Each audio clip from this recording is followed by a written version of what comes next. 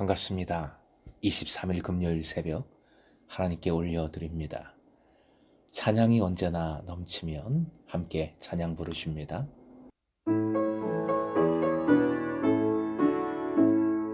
찬양이 언제나 넘치면 은혜로 얼굴이 환해요. 성령의 충만한 모습을 서로가 느껴요. 할렐루 할렐루 손뼉 치면서 할렐루 할렐루 소리 외치며 할렐루 할렐루 두 손을 들고 주님을 찬양해요. 오늘 말씀 마태복음 5장 33절에서 37절까지 큐티집의 표기가 좀 잘못되었는데요. 내용은 맞습니다. 33절부터 37절까지 함께 읽겠습니다.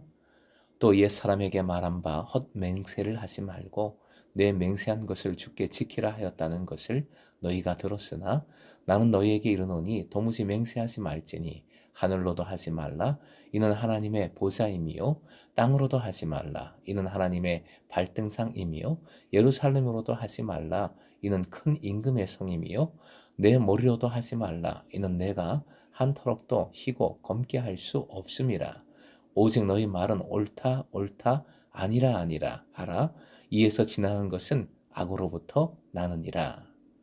오늘의 기도 제목, 진실한 입술로 마음을 나누고 진실한 삶으로 복음을 나누게 하소서. 진실한 입술로 마음을 나누고 진실한 삶으로 복음을 나누게 하소서. 34절 앞에 표현 함께 화염보시고 읽겠습니다. 나는 너희에게 이르노니. 계속 반복되는 표현인데 예수님의 하늘 권위를 강조하는 말씀이죠. 또한 제자들에게 명하시는 말씀임을 잘 보여주는 표현입니다. 이 땅에 오신 메시아로서 예수님은 제자들에게 네 번째로 맹세에 대하여 새롭게 말씀해 주십니다. 33절이 원래 율법인데 34절 아예 도무지 맹세하지 말라, 맹세라는 것을 하지 말라라고 명하십니다. 출애굽기 20장 7절 말씀 함께 읽겠습니다. 시작. 너는 내 하나님 여호와의 이름을 망령되게 부르지 말라. 여호와는 그의 이름을 망령되게 부르는 자를 죄 없다 하지 아니하리라. 유대교에서는 이 계명 속에 망령되게라는 표현을 하나님의 이름을 거짓된 맹세에 이용하는 것으로 봅니다. 당연히 정당한 맹세에 하나님의 이름을 이용하는 것은 해당하지 않습니다. 그래서 율법학자와 바리새인들은 정당한 맹세는 허용했고 불필요한 맹세만 금지했습니다. 하지만 예수께서는 지금 어떠한 맹세도 불필요하다고 말씀하십니다. 어떤 식의 맹세이든지 그것은 하나님의 이름을 망령되게 하지 말라는 세 번째 계명을 어기는 것으로 보신 겁니다. 34절 도무지 즉 절대로 맹세하지 말아라 라는 명령은 어떠한 예외도 인정하지 않는 절대적인 맹세 금지의 명령입니다. 우리가 우리의 일상에서 이 맹세하는 말을 참 많이 사용합니다. 아니면 내 손에 장을 지죠. 내 전 재산을 건다. 좀 과격하지만 거기에 내 손모가지를 건다라는 유명한 영화 대사도 곧잘 패러디하면서 맹세를 많이 하지요. 어떻게 맹세를 하지 말아야 하는가? 왜 맹세가 악한 것인가? 그래서 의아할 수밖에 없습니다.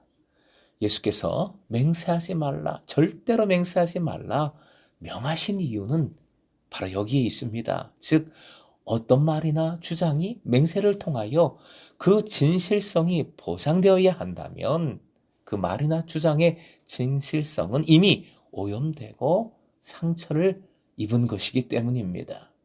이는 제자들의 입술과 삶이 어떠해야 하는지를 강조하신 겁니다. 즉 제자들은 말에 있어서 절대적인 진실성을 가져야 한다.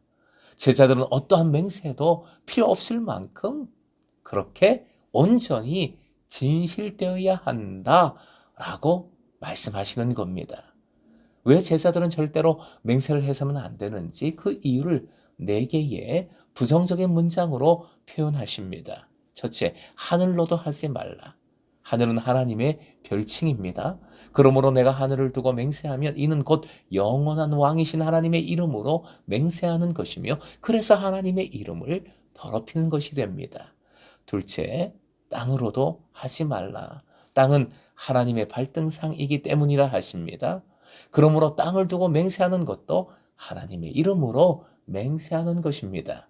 셋째, 예루살렘으로도 하지 말라.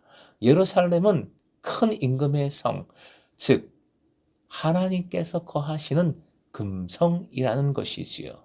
그러므로 예루살렘을 두고 맹세하는 것도 결국은 하나님의 이름으로 맹세하는 것과 다름이 없습니다. 넷째, 내 머리로도 말라. 내 머리로도 맹세하지 말라. 이는 내가 머리털 하나 희고 검게 할 수 없음이라 말씀하십니다. 머리로도 하지 말라. 자기 자신의 목숨을 두고 맹세하는 것을 하지 말라는 말씀이지요. 인간은 자기의 생명을 머리카락 하나조차 창조하지도 유지하지도 못합니다. 오직 창조주 하나님께 의존해서 생명을 이어가는 것이지요. 그러므로 인간의 생명은 하나님의 것입니다. 결국 자기 목숨을 걸고 맹세하는 것도 하나님의 이름으로 맹세하는 것과 같습니다. 예수님은 제자들의 말이 어떠해야 하는지를 37절에서 비로소 긍정적으로 가르쳐 주십니다. 정확하게 명확하게 가르쳐 주시는 것이지요. 제자들의 말은 예면 예고 아니면 아니오라고 할 뿐 무슨 맹세를 통해서 보증되어야 할 만큼 그렇게 애매모호해서는 안 된다는 것입니다. 제자들은 인간관계에서 이중적인 위장 없이 절대적으로 진실해야 합니다. 깨끗해야 합니다. 이에서 지나는 것은 악으로부터 나느니라 표현하셨습니다. 악은 형용사적으로 악한으로 번역되는 것이 더 적절합니다. 마태복음서의 다른 구절들에서도 이 원어가 형용사적으로 자주 사용되고 있기 때문이지요. 맹세가 필요한, 그렇게 진실하지 않은 모든 것은 악한 것입니다. 본문의 말씀은 야고보서에도 그대로 반복이 됩니다. 야고보서 5장 12절 함께 읽겠습니다. 시작. 내 형제들아 무엇보다도 맹세하지 말지니 하늘로나 땅으로나 아무 다른 것으로도 맹세하지 말고 오직 너희가 그렇다고 생각하는 것은 그렇다 하고 아니라고 생각하는 것은 아니라 하여 정죄받음을 면하라. 즉 제자들은 어떠한 맹세도 필요하지 않을 만큼 절대로 정직해야 한다.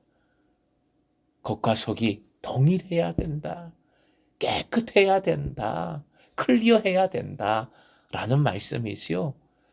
정직한 입술은 곧 정직한 삶으로 연결이 됩니다. 착한 행실, 소금과 빛된 삶, 의로운 삶은 곧 맹세로 더럽혀지지 않은, 맹세로 오염되지 않은 정직으로부터 나오는 겁니다. 오랫동안 신앙생활을 같이 했지만 그동안 듣지 못했던, 알지 못했던 진실한 말들이, 속에 있는 그 진실한 말들이 나누어지면서 우리 소그룹에서 마음이 열리고 눈물이 나오고 지체를 위해 전심으로 간절하게 서로 손을 붙들고 기도하는 일들이 일어나고 있습니다. 너무 감사하고요. 진실함에 성령의 역사가 있는 줄로 믿습니다.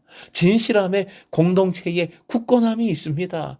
진실한 우리의 입술과 삶이 가장 강력한 복음의 증거가 됩니다.